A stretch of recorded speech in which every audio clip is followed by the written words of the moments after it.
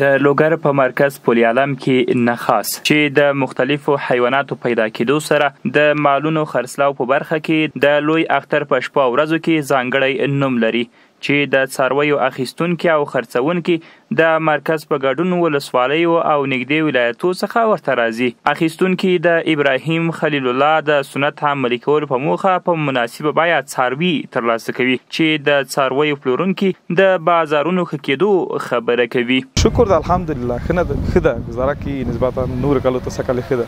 اوله چې کله د قربانۍ مال 1,50,000 نیولې تر 10,000 پورې رقم ریټونه دي.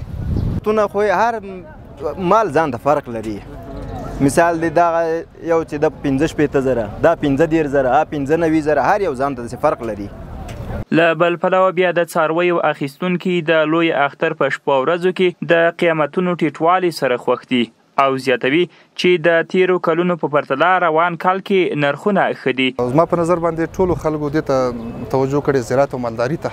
هر چا د اختر لپاره مالونه ساتلي دي. له دې نه مخکې پلان درلوده 4-5 میاشتې مخکې چې دغه ورځې لپاره یا دغه ورځو لپاره مال آماده کړي. زما په نظر باندې تیر کال باندې مال څه نه څه بیه بیا هم ښه ده خو مالونه زیات الحمدلله. خلک هم خوشحاله دي.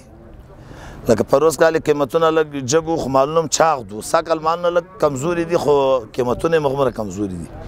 انشاءالله خلک زیاتی هم نه کوي د منډي والا. د یادولو وړ ده چې دغه نخاس د لوګر په مرکز کې د څارویو د پیر او پلور یو ځانګړی ځای او نوم لري چې هر کال د لوی اختر په شپه ورځو کې له لرې پرتو سیمو څخه خلک ورته راځي او په مناسبه بیه څاروي ترلاسه کوي.